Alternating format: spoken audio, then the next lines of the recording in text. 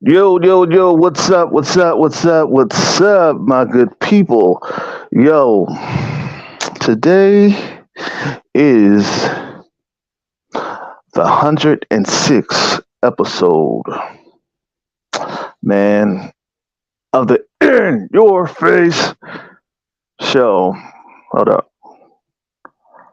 I can't see this thing right now. Hold on. Let me see something. Hold on. All right, there we go. There we go. We'll be right back.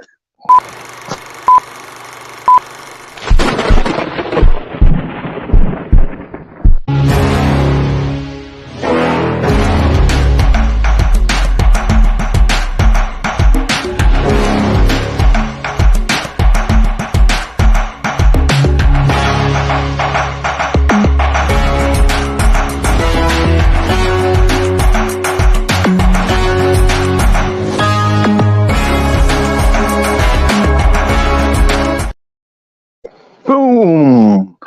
Yo, Boom. we're back, and this is the In Your Face show. And I'm here with my main man, the good man, Mr. David John Foster. And this is the recap show, part two of the greatest interview ever. So, so let's get started, shall we? So, Mr. Reintroduce yourself, Mr. Foster. I'm David Jon Foster. I'm from California, and I'm an actor and film producer, filmmaker, and do all that kind of film stuff. And I'm an artist, so me. Awesome, awesome. You know, on to the movies that you've had done, man. You've done a lot in this business, in the filming business, man, filming industry. Oh man, so I have a question on your one of your movies, Reanimation Team. Tell us about that movie. Okay, Reanimation Team. That was my second feature that I made myself. I mean, I didn't make the whole thing, but that's my movie, David Jon Foster film. Uh, That one was a huge ordeal, a huge mountain to climb, a fantastic marketing experience. Um, but really, after I finished Agent 11, um, I was looking around because, I'd used a little bit of stock footage from Agent 11, and I kept running across these spaceships and stuff. And, you know, they look so cool, and I've always loved sci-fi. I love all the sci-fi, mostly the 80s, 90s, 70s, 60s, and the glory golden years, 50s, the B movies, drive-in movie sci-fi. But I grew up with Star Wars, saw that in the theater, the first one. And I just always loved sci-fi because basically it's kind of like abstract art, where art, when you're doing the traditional art, you're painting a house and it looks like a house. Abstract art, you can paint a house and it looks like clouds or whatever. You can just do anything to where you have to explain what it is to people, to you, and then they get to decide what it means to them. But it's the same type of freedom with sci-fi. You can basically do anything you want. Yeah. And I kept running across these cool spaceships flying planet, spaceships and planets and outer space stuff. And I had just not perfect for me perfected visually the visual effects stuff, and I was doing a little bit of that. I did most of the visual effects for um, Agent 11 actually on my little phone, and it was a smaller phone than I had now. I was a regular 7. I was with my thumb. I had like magnifying glasses to see, and but that's all I had. I had a little app. I hadn't progressed, and then by the time I did flip over to the Mac, editing Agent 11. All that stuff had already been done, and I'm like, I ain't going back and redoing all that, the visual effects, like 3 times. Anyways, I started to get in between Agent 11, a Canadian filmmaker. I saw his film and it was incomplete. It was up on Vimeo, and I'm like, and it's been up for a year, and it's like he still said, this is incomplete. And I'm like, well, you haven't finished it. So I hit him up and said, like, hey man, why haven't you finished your film? And he's like, well, we didn't really get the final edit. The editing thing fell through. And I'm like, well, let me give it a shot, send me the footage. Let me see what I can do, because I liked his little short film. And anyway, so that when I got the film, he sent it to me. I got it in my MacBook, the Final Cut Pro. I was like moving so slow because I was just learning Final Cut Pro with the visual effects. But that made me push my limits and learn visual effects because, like, no, I can't go back and do this sci-fi short with an app on my little phone. I got to get into Final Cut. So I just played around with it and I managed to do it justice, sent it back to him. So I was really feeling like, man, I'm on the edge of doing some laser beams and some spacey, just all that kind of atmospheric stuff, like smoke and fire and everything. Anyways, so I just had this feeling like, man, it's going to be sci-fi. I can turn my location, which is where I have my art studio on this cruise ship, and like I already take the fighter in 811 in the lounge.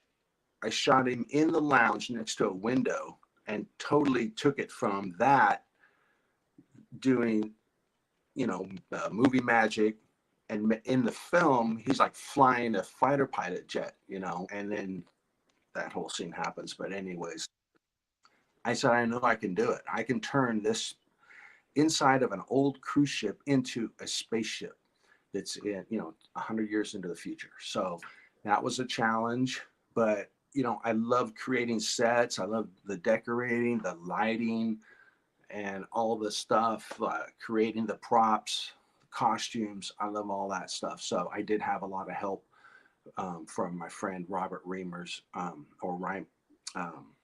Reimers, who's a fantastic wardrobe guy. He's a costumer. He makes sci-fi. He's a creator with props and stuff, and he's also a really good actor. And he's a grip lighting technician, and he's done a lot of stuff. So I have him, and he joined the production team, and he really helped out. So I did a lot of stuff, and I had a lot of help. But anyways, that was team, and man, it was an adventure. It was crazy. I think I mean, looking back, I swallowed it all down. We got through it, but that's like biting off more than you can chew, because I was like choking. It was rough. 12-hour days, 10-hour days, every time on this cold or hot cruise ship that's cramped, dirty. It's like we had a time where like bees were coming in and stinging the crew and stuff, and wasps, I guess. And it was just challenging. Everything, when you were in like engine room, mostly everything is really tight, so you can't get the shots you want, that you think you can get in your head. By the time you put that camera against the wall, you've got like it's everything's like a close-up, or there's bars and wires and hoses hanging down, creating shadows everywhere, and then you're stepping over things and tripping over stuff, and it's dark in there. So anyways, that was some of the challenges. And just everything took way longer, you know, all the shoots, all the film days, the scenes took way longer than I had expected. And part of that is, you know, my, I guess, inexperience or whatever, or, you know, I estimated a certain amount of time for each scene. When we got on set, you know, things just can't get, you know, every time we change the lighting, run the chords here, there, test it out, it just was a long time. And then during filming, I had like three uh, people drop out of the filming. My girlfriend had to drop out. She was going to be like one of the lead principal characters, so I had to rewrite the script, like the main portions of the script, like 3 times, and then countless other times it was rewritten. Um, and then, you know, as we get into filming, it's like, oh my gosh, this is like getting too long, you know. Before, it was a struggle making Agent 11 67 minutes. I was like, this has got to be feature because my lead wants a feature film, you know. And then film festivals, they're not going to take a 50-minute short or a 40-minute short, 30-minute short. They want 15 minutes, 20 minutes, 10 minutes, 5-minute short films. So you're never going to get into hardly any film festivals. You know, they can program 4 films. If your film is 50 minutes, they can have 4 different films there, attracting all those eyeballs and the publicity that those films generate. So instead of being yours. So, anyways, uh, that, uh, you know, had to cut. Well, as I was getting into filming, I'm realizing like, hey, I did cut some scenes that I had planned earlier. I hadn't. They were from some stock footage, and I'm like, what? Me and my friend who with me is associate producer and writer on this film. Um, we're looking at it, and I'm like, that doesn't really move the story forward. It's a cool scene, but is it really helping tell that story? No. And I did some of these scenes before we even started filming, and like, yeah, they're really cool, but I love them, but we got to cut them out because we have to keep that story moving. And the movie was going to be 2 hours long. And then, so even at the end, you know, I wanted this, had this the whole time. I had this envision. Okay, the bad guy, me and Robert Parham, you know, my film buddy, who's helped me since day one. Um, we're gonna do this, and he's like a world champion kickboxer, you know, 5-time, and a martial art guy. And we're gonna have this sword fight. Well, laser, what do you call them? Lightsabers, you know. And it's like this film is kind of retro, kind of like a B movie, but it's super cool. So there's some paying homage to different classic sci-fi, and I just like, well, you know, I have a late super fight. Yeah, we've already done everything else. All they're killed in different ways, and the altercations. You know, well, I mean, what else can we do? And then, well, we haven't had I haven't had a lightsaber fight, so we had that big scene, the grand finale scene, before I fight the evil brain. And he was like the last warlord controlling us, all his other warlords. Um, anyways, I'm like, we've already had it's I've added so many. The scene that's supposed to take 2.5 minutes ends up being a 5-minute scene, you know, and things like that, which is awesome.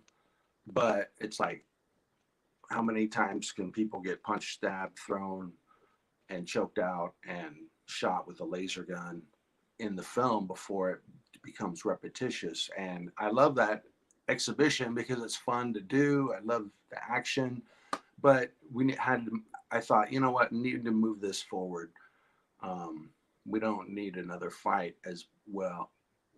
more importantly, we need a good hook ending. So I don't want to spoil the film, but that fight scene was cut, and we've got a great hook if you stay through the credits. And so that whole thing with reanimation team was tough, fantastic. I pushed my limits. My crew stepped up, worked hard as hell, and sacrificed. I mean, these guys are coming 2 hours drive to the ship and then working 12 hours, 10 hours. You know, the least we worked was like 8 hour days, like maybe a couple of those. And then driving 2 hours home after they already drove there. So it was a brutal commitment. And, you know, had some day players that only had to show up one day. But our main crew, you know, they were thick and thin, and it was freezing at sometimes and hot as hell some other times. And it took us 1 year of filming, and I had to just keep pushing it, filming whatever I had. Sometimes, you know, a few times I had to just like, people aren't available. My DP, I think, wasn't available 1 month, and so I just grabbed the camera and and then did a couple little tiny scenes, you know, not the big ones, just a couple little things that needed had transitioning between the big scenes. Shot those myself. Helped shoot some stuff as my second unit cinematographer. So, anyways, I got through it, and I managed to get a distribution. And before that, we started the whole film festival run, and it did great. I didn't enter as many as Agent because I did Agent. I didn't think I was going to do anything with that or win anything for sure. Not win anything, and for sure not get into most of the festivals. So we didn't get into some of the festivals, but we ended up getting into a ton, you know, a bunch, a large percentage of them. And I didn't think we are going to do anything. I didn't think it would be that well received. So I entered a whole bunch. But with reanimation team, you know, I was like out of money. It was even more expensive than Agent 11, you know, and I'm putting this like all on my credit card or like a loan on my house. And so an equity loan. So I didn't enter quite as many festivals, but we got some really cool festival awards. The makeup guy won, I think, or not, was nominated for best monster makeup or best special effects makeup on that. Robert Reimers, he was this cool monster. Like he was a cyborg, or I don't know. He was a monster, but he had this whole suit of armor, this sci-fi armor on, and he's just a great actor too. I mean, I can tell him, and he just does cool stuff, you know, cool s. That's the way he is. He works these haunts every October, these haunted houses, and he builds, and he's like in character, creates actors. So like acting on camera is just natural to him. So anyways, he won best monster at like I forget the chill of frill, I don't know, something. It, it was like a specifically a horror sci-fi festival, and it was a pretty good festival, and he won that. And you know, and we won a bunch of other awards. I can't remember them all off the top of my head, but anyway, so we were really happy with that. And just as the summer and the festival thing was kind of winding down, I got a phone call. I had been so disappointed because I mean, it's not Cannes, but this was a pretty darn big festival, cool coastal city in California. and I was disappointed. We didn't even get selected. So after that, this was I got a call from one of the festival directors, and he said, we really loved your film, but we couldn't fit into our schedule, and so it wasn't selected. We couldn't screen it because we had others that just had to get in or whatever. We didn't have a time slot for it. But we have another festival. We'd like you to enter that. We think you do really, really good in that festival because it's a great festival for this film. And anyways, the festival was a Silicon Beach Film Festival, so like that. And I figured, well, okay, that's cool. And it says that, hey, they run their festival at the TLC Chinese Theater in downtown Hollywood on Hollywood Boulevard. And I'm like, man, if we got into the festival and then they decided to show our film, that would be like awesome. So, but I did try not to get my hopes up for anything. I just wait for it. Like if it happens, and then I'll celebrate. And then finally, it's getting closer, and I'm following the festival. They're advertising for it. They're advertising. No response. And then all of a sudden, boom, you're in. You're selected to the festival. Now, we didn't win any awards, but we were selected, and they showed our film on Hollywood Boulevard. And I literally, when I found that out, it was in my garage. I was smoking. I was having a drink. And maybe it's because, when you're drunk, you're a little more emotional. But I just like Hollywood Boulevard, the Chinese Theater, where Star Wars premiered, where hundreds of Hollywood's greatest films were premiered. It's like I started like tearing up, and I just came in the house. I told my girlfriend, and she like thought somebody died or something. She thought, what the hell happened? What's going on? And I'm like, we're going to Hollywood. So I started to let it out, to a few of the people in the cast, and they were all excited. So ended up booking a hotel right there on Hollywood Boulevard, and a good majority of the cast and crew were able to make it down there, and we all went down there and partied and had a great time at the festival and took a bunch of pictures, and that was like a dream come true. So for me as a filmmaker, having distribution on a legit TV channel,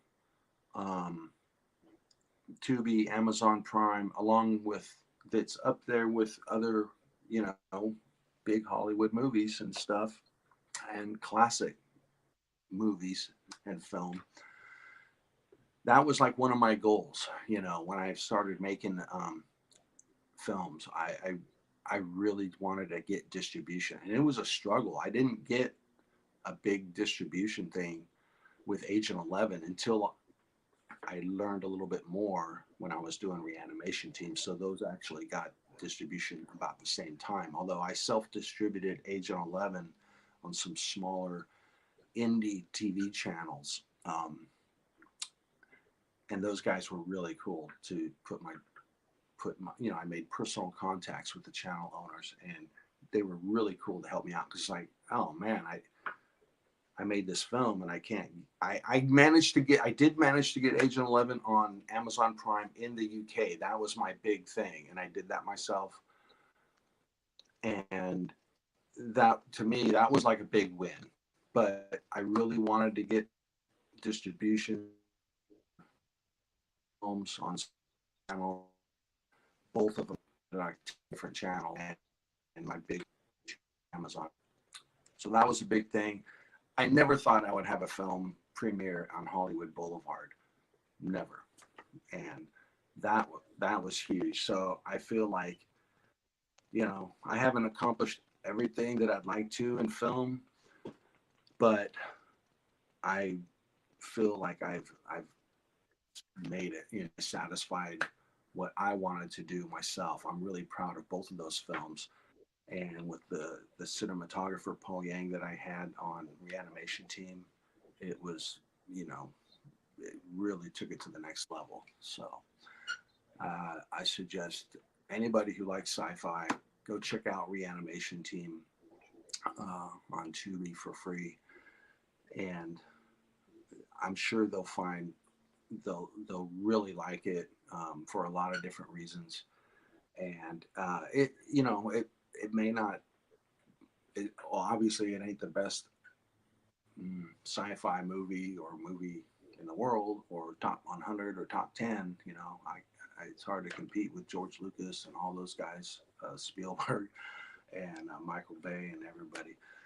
Uh, but anyways, it's what I did. I think it's super cool. So everybody, go watch it.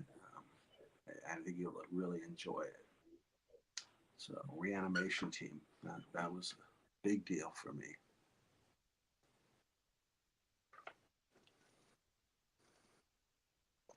Hold on, man. If you can hear me, can't hear me. Let me check out. Let me check why. Not you. Oh, let's see. I got my volume on.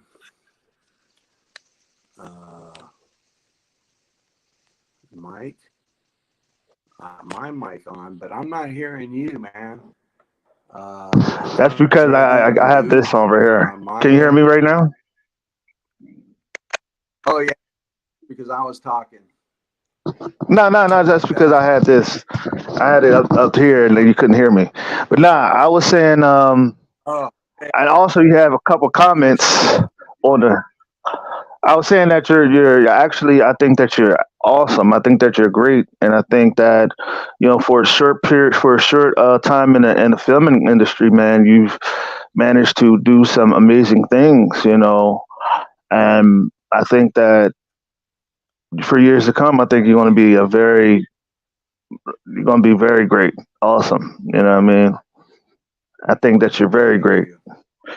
And we also have some comments for you. Miss Catherine Bartel.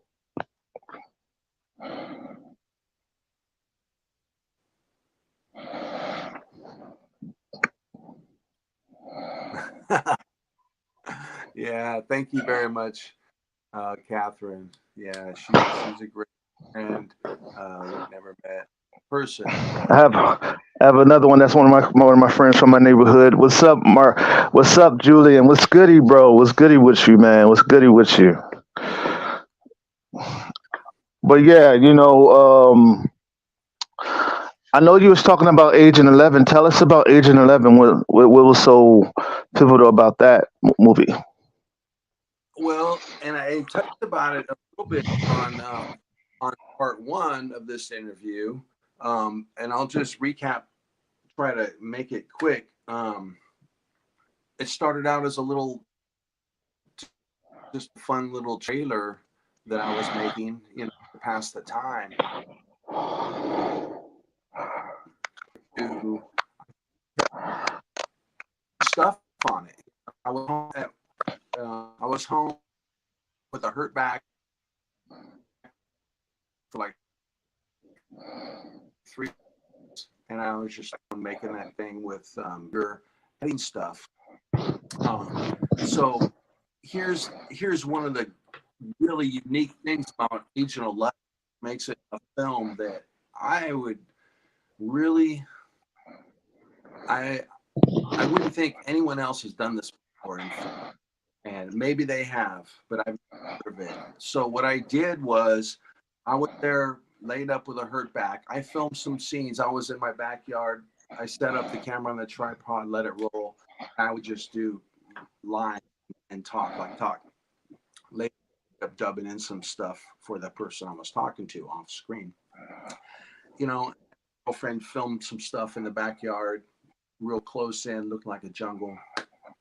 But I went over to my mom, filmed some stuff for the intro, some film with 8 millimeter close up stuff for the cool intro. I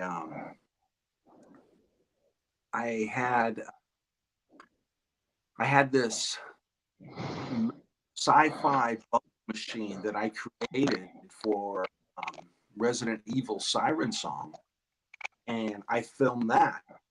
you know, film in my garage. And so I started pacing it, making intro longer, doing the credits. And then I'm like, well, man, what can I do? I don't have any actors, just me in this film.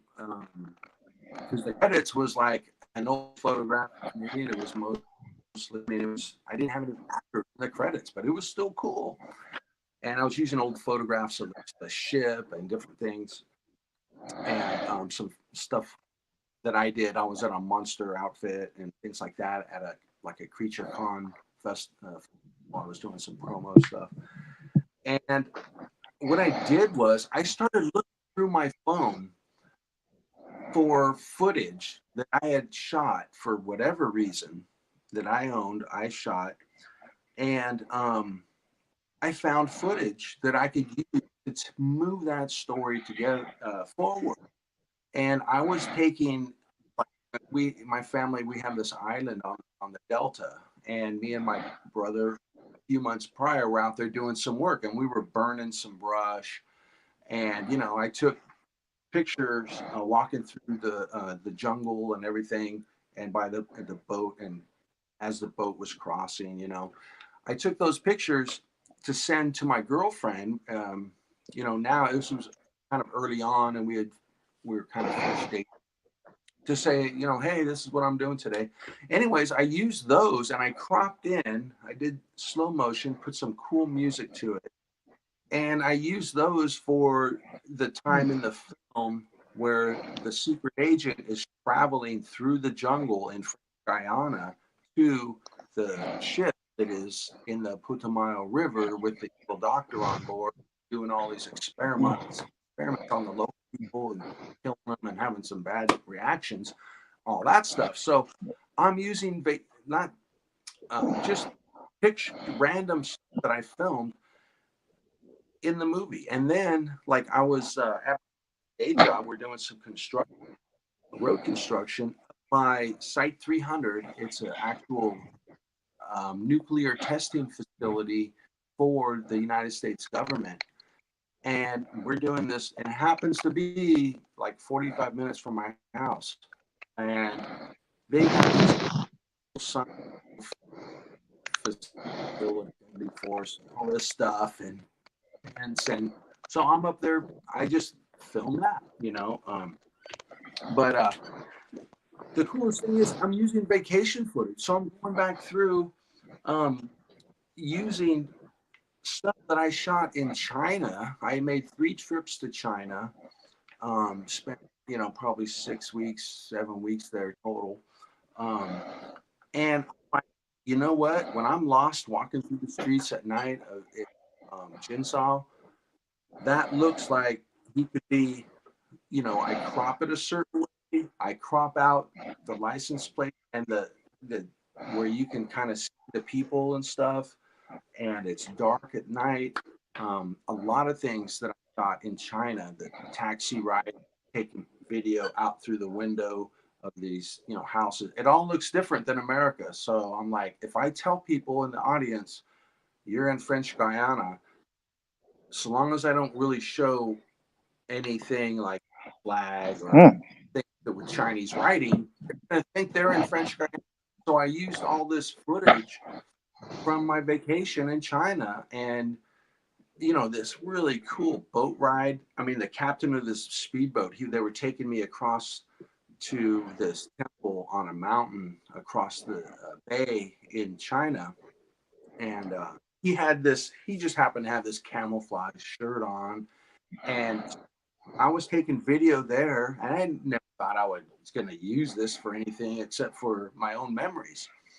And so that footage is footage, you know, going through, crossing the Putumayo River into where, you know, the ship is, where he's going to go investigate this strange happening. So does anybody use vacation footage, like just random stuff that they didn't think that, well, it wasn't random. I chose the things that I needed, you know, the plane landing, me at the airport walking. put some, everything's got super cool psychedelic music to it, you know, but I cropped out the flag on the plane. I cropped out, I used like the, where it was the back of the people's heads. I couldn't tell that everybody was Chinese for these shots, but it told the story, and it showed the story to where I think if you watch Agent 11 without any sound, you can tell what happens. Now, it isn't the best because there are some holes in the script um, that I wasn't able to fill. But anyways, that's one of the things, you know, and it is a lot better with sound because the soundtrack is, you know, it's totally off. So you got that's a whole nother story.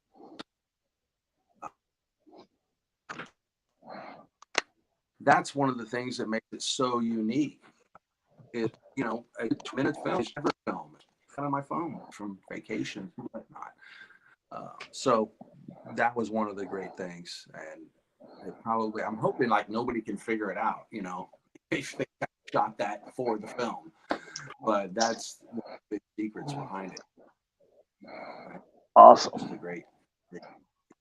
So I learned so Awesome. much film stuff too. We had different things with the personnel schedules and locations. That there was like location. So that was fun using different locations. Reanimation team was solely shot everything on that cruise ship. Agent 11 had about 8 different locations. That was fun too. My girlfriend went down to Pismo Beach and we filmed right on the beach and set up the tripod, and the shot was perfect for so, and that movie went on to win like 30 something awards and different festivals, and really. Awesome. Awesome. So I heard you talking about the movie Traffic. You know, what was the most accomplishing part about that movie that, you know, that forced you on to doing better things and bigger things? Well, it gave me an insight to working big production, big, like it was like a $5 million, I think, budget movie, and that's pretty big for for me. Um, it's like a Hollywood movie. It got picked up by like Lionsgate, and it was in the movie theaters. So, um, you know, I learned a lot on how they operate, and those people are such professionals. The biggest thing that was so great about it for me was the fact that I was hired as an extra in the background, and I shot a couple of scenes that you don't even see me in the movie, but they had a SAG actor that was an FBI agent drop out, and he couldn't film because they kept running behind schedule, so they had to cancel film dates and reschedule them and move the production back. Well, this guy couldn't do it, and the casting director that cast me extra, I don't know, she called me, and they may have contacted her. It's like, well, we need someone local. I don't care if it's SAG or whatever. So, anyways, I guess that's what they said, because I'm not SAG, but they can have waivers and different things if they can't find anybody. So anyway, they called me up and said, "Hey, well, you know, are you interested in being an FBI agent?" And I'm like, "Sure, heck yes." So I ended up filming like 3 days. I, you know, 4 days overall, but a couple of days as the FBI agent. One day, I showed up, and me and the other FBI, I met those two guys. We're like, just where to go. We just can't wait to get on set. And we waited there like 8 hours, and then they're finally, oh, we called it. Everybody go home. We're done. Hmm. Rapid day. And we're like so disappointed. They issued us our guns and everything, and we're all in our outfit. And we're like, oh my God, I hope they call us back, you know, because you never know. they say you're done for that day, they may cut the scene or hire somebody else, or they may, oh, we'll just do that at the end of the film and maybe we'll pick it up, maybe we won't. You never know. You want to get that film shot, as an actor. You want to be in front of the camera. So thank goodness they called me back. We all got back, but different location. We went up to the mountains, and they had like 4 or 5 semi. It was up at this I don't know, like a 7-Eleven, but a big one up in the mountains, mountain one. But it wasn't it was some local mom and pop place. And we waited there. I was there, and they had so much great. You could tell a whole wardrobe trailers, makeup trailers, um, food trailers. Like they had a 7-Eleven. We couldn't eat anything in the store because they were filming stuff in there. They had their own trailer, and it's like you could walk in there and have whatever you wanted. Everything that you would find like in 7-Eleven, except for beer, was in that trailer. You could just walk in and just show, hey, I got chips, I got some beef jerky, I got a snow cone, whatever, ice cream. And you could eat. Plus, they fed us catering, a whole, place where you could sit down and eat. But, I got up there. It was brutal. After a while, it got freezing cold, and they didn't say it was going to be nighttime filming. We got up there early, or I did, and ended up waiting. We filmed some stuff in the evening, like about 7 o'clock, after being there all day. Then they said, hold on, because they wanted to reshoot some stuff. So we ended up staying awake through the whole night and freezing our butts off. They had a couple of outdoor heaters. Everybody was taking turns, like huddling up next to it. We had just like little windbreakers on. It was up in the mountains. This was probably like October or something. It was freezing up there. And everybody was just blurry eyed from no sleep.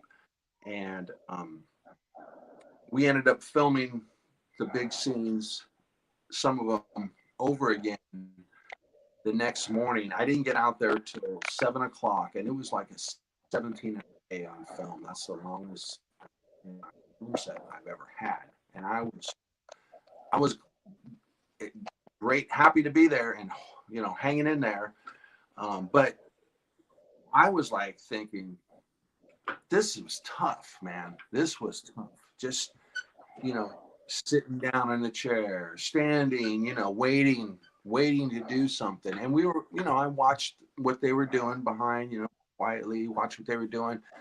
But it was just like being around there 17 hours. It was brutal. And it was so cold, and you had no sleep. And you didn't know when they were going to call you back for your makeup scenes.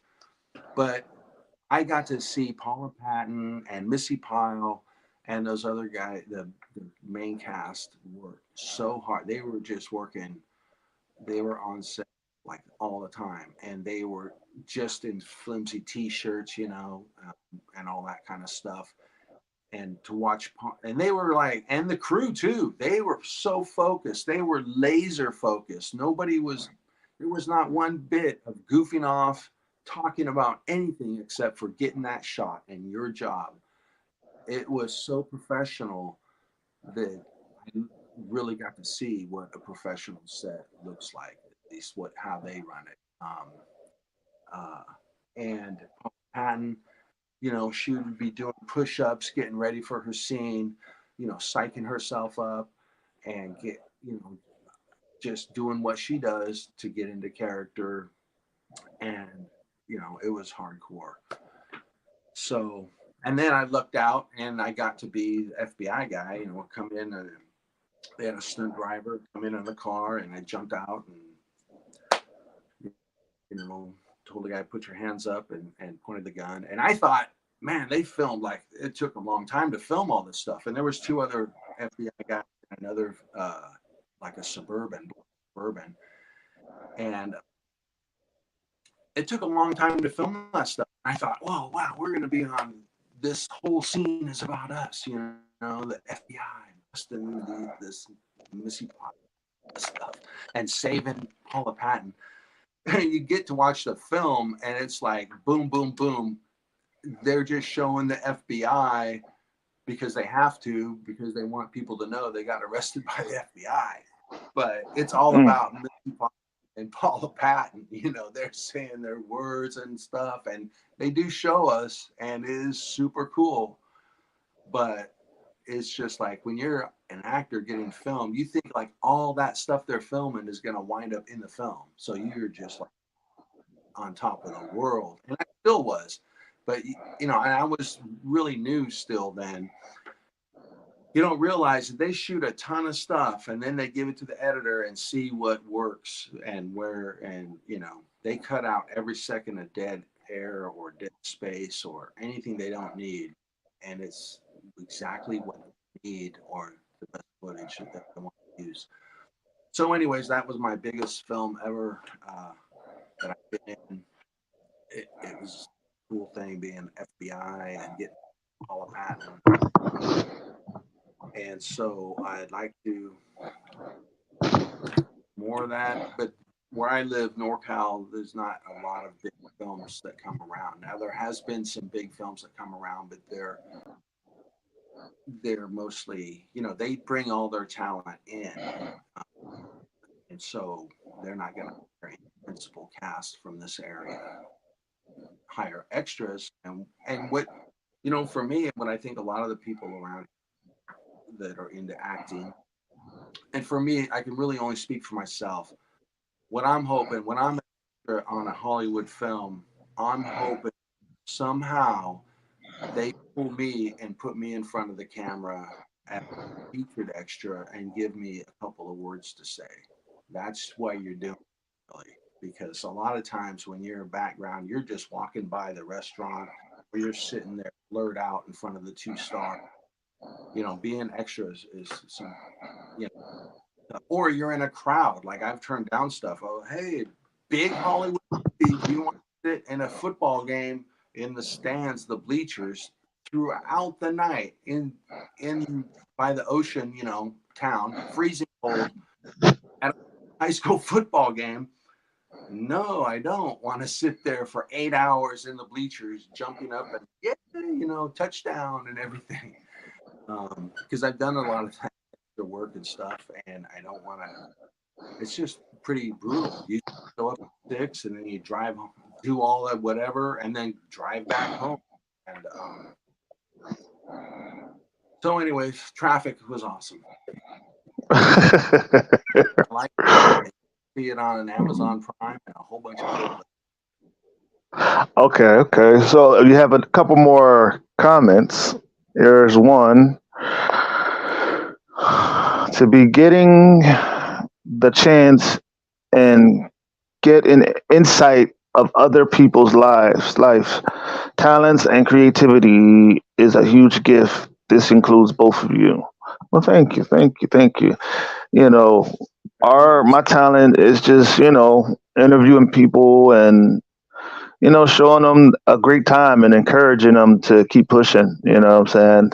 Eventually, that movie that they think is small will eventually become one of the big movies, one of the legendary movies, and it can become a pivotal point in somebody else's career, and that could skyrocket them to the next level. And that's something that I truly am thankful to and honored to have people on like Mr. Foster on. You know, hold on, I have another one. How many meters of feet of film does it need to make a movie that has an average length, and what would a roll of it cost?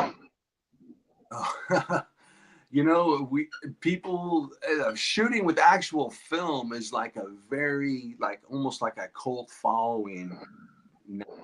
Like nobody really shoots with films. I don't know how, but there are. It's like people that still listen to records, like LPs, vinyl, because it's so much easier to do digital. So I don't know. I've often, wondered how they even edit that film.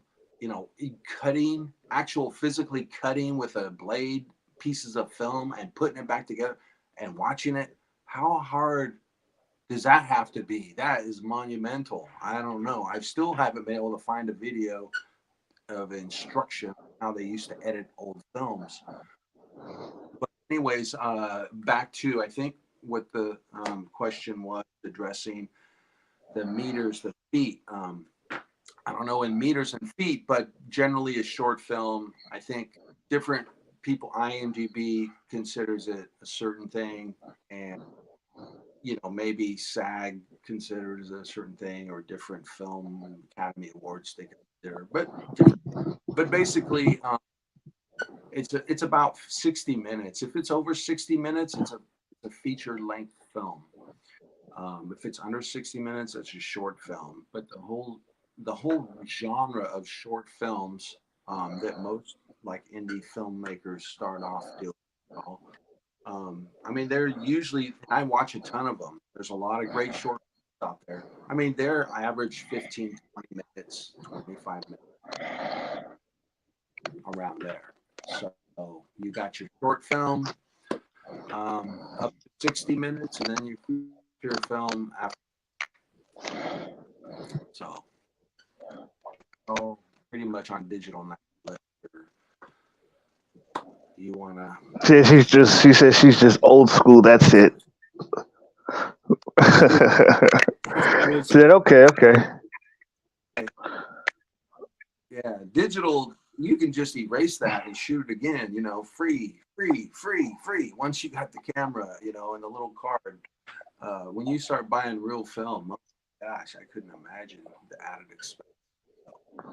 Oh man. So about the movie, Venom Coast, in a short way, in a short sentence, describe that experience and describe that movie. Tell us a little bit about it. Just a little bit about Venom Coast. It was shot on the cruise ship where I have my art studio. It's a slasher type film. That's what I would put it in, the genre I would put in, horror slasher type film. I'm not sure exactly what to put it in, but it is a horror film. So if you don't like that kind of film, don't go see it, because it'll show you stuff that you don't really want to see.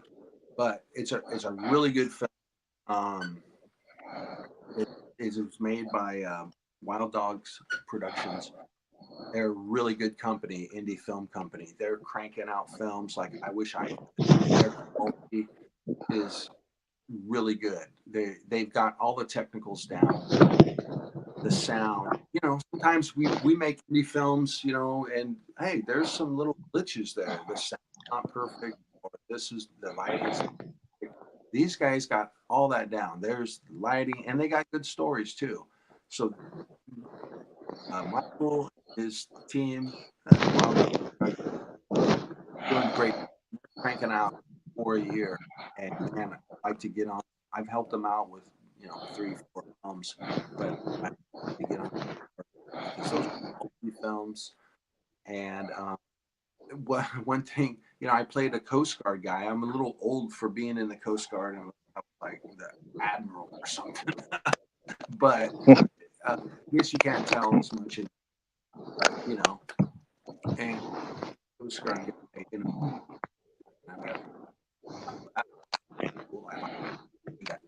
that stuff, action titles, Arnold Schwarzenegger and all the action heroes. And I got some cool scenes, and I had a bunch of lines, and I got the end it out. The main type character, the movie, and that was, I don't know. I don't really. I mean, I didn't make it. It's a horror movie. People gonna die. I did not.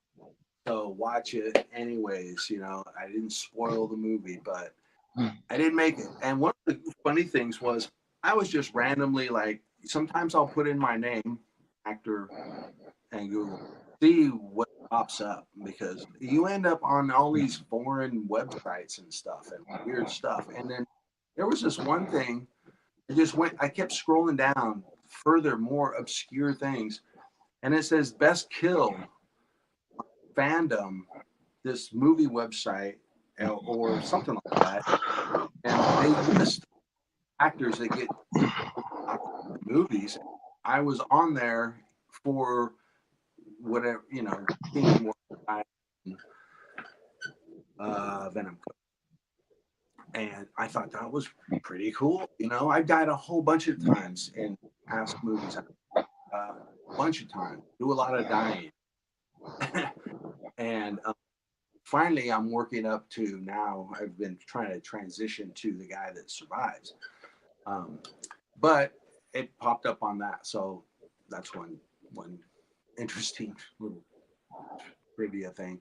I don't know why nothing else is on there, but anyway. So yeah, that's a cool film, and I've had some, some great films working with them. They're really good. I like it. I like it. You know, the way the movies that you've played in sounds fun. It sounds very Yeah, fun and adventurous. You know what I mean? that was.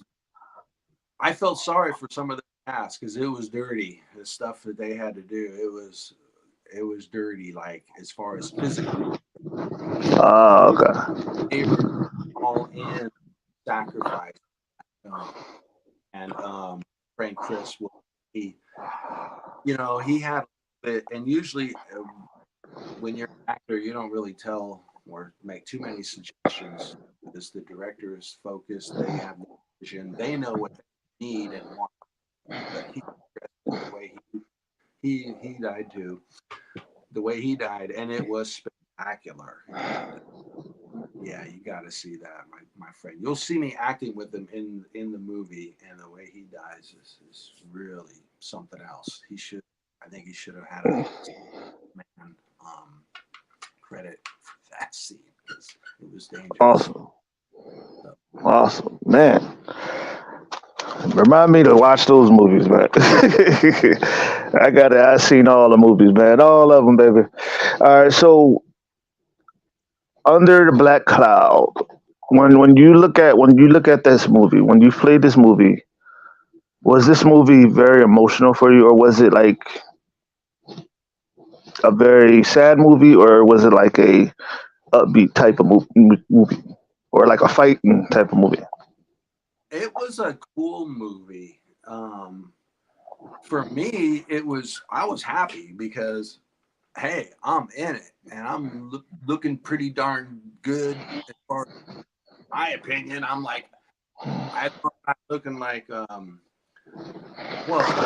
in pictures, but for me, like at least I didn't. I'm like, hey, I didn't look terrible, or you can't see my gut hanging out, or whatever, like that. I'm not, Mm, because you don't know. You're like, you end up in the movie, and you're like, oh my god, look at me, things like that. So I'm like, hey, I look pretty good. For me, happy, not embarrassed about any of that stuff. Like, and I get to play a cool character, a mobster. As far as the movie itself goes, I thought it was cool. It's like a detective story. There's a really cool chick in there that's like she starts off like being a side kind of character. She ends up being the main like co-star of the movie, and she's a really good actress. I just, mm. every time she's on, she can hold the camera. She can keep your attention. I don't know how you say it, but she's really good. She just knows every little thing she does.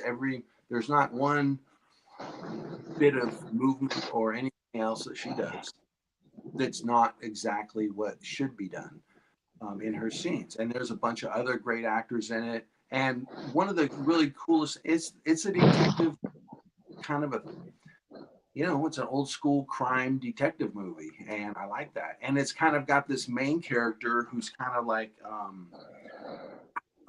he's not your swashbuckling, leading, strong-jawed man like Dick Tracy or whatever. He's more like, I don't know, the guy that was Peter Falk or something, the Maltese Falcon or something like that. One of those kind of detectives, the gumshoe that's got the wrinkled suit and things like that.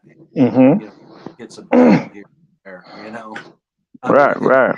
while he's waiting for the case to come in or something. Anyways, it was really well done. And the big thing about this movie is it's shot in Santa Cruz, California, on the boardwalk, which was huge because we did guerrilla filmmaking down there. We didn't have, maybe on that. We were on the board. I'm not going to say anything else, but we were on the boardwalk filming and in the movie. And like, I've been going to, I used to live down there by Santa Cruz, 5 miles from the ocean in Monterey Bay, or 10 miles. And when I was a kid, and I've been going there, I've always lived around Northern California my whole life. I've been going there for years. I must have been there 100 times, and I never thought I would be in a movie at the boardwalk. And so that was monumental for me to have that happen after all the times. I mean, in high school, we partied there, Dream In, did all kinds of stuff down in Santa Cruz. And day down there, and we even, I slept in a car on the wharf back then, where they used to let you park on the wharf. And anyways, just to be down there filming was fantastic, and I loved the the the scenes I was in. We got to do some running, juking and jiving through a car lot. People were like over stuff. Not me. He asked me like, well, I don't know. I better not hurdle this thing. Let's let the other guy do it, who is a little bit more younger than me and agile. And there was some stunt work that, again, my friend Chris Wilson did. They asked for some volunteers, and you do go ahead. This is your thing. You're a little bit more brave. He's like going down this river thing, ditch into this yucky water, and tumbling down into the. Anyways, it was like, we got to get this in one shot. There was no second shot.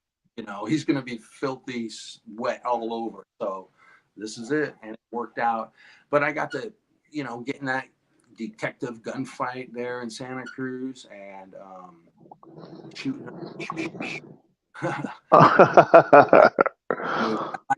I had this wardrobe. I went down to Goodwill and picked out a few things, and I went for maybe not typical mob stuff you always see. But anyways, I love the film all the way around. Awesome, awesome. So, out of all the films that you've done, out of all the films that you've done, how do you feel about the moves you made in the business? Like, do you feel like you've made it to the top, or do you feel like you're just getting started? Well, uh, I've made it bigger than I ever thought I could have or would have. In all respects, I've done everything that beyond what I ever could have dreamed of. Now, I didn't have this. I didn't even ever act in anything, or a high school play, or even want to be an actor until they asked me to be in that as a hitman in that movie. I didn't ever aspire to this. I never thought in a million years I'd be on TV or anything like that, or anything. So I mean, I think I accomplished everything. Not everything that I want to, though. I do want to get some bigger movies and more good movies.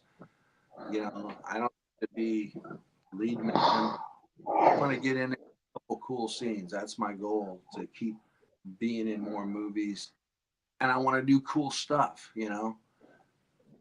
I don't want to be in there as, I mean, just being something there as a waiter. So it doesn't do anything, or whatever. Mm-hmm. Cash register. Here's your knife you need. Go kill somebody with it. Okay, next. I want to do stuff cool. I want to do stuff that to me is cool, like all my idols did in the movie. I don't.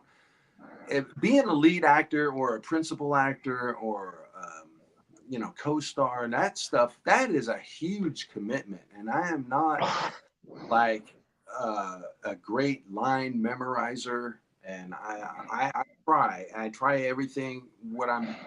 I've done is that's me trying to do it, and sometimes I pull it off a little bit better than others.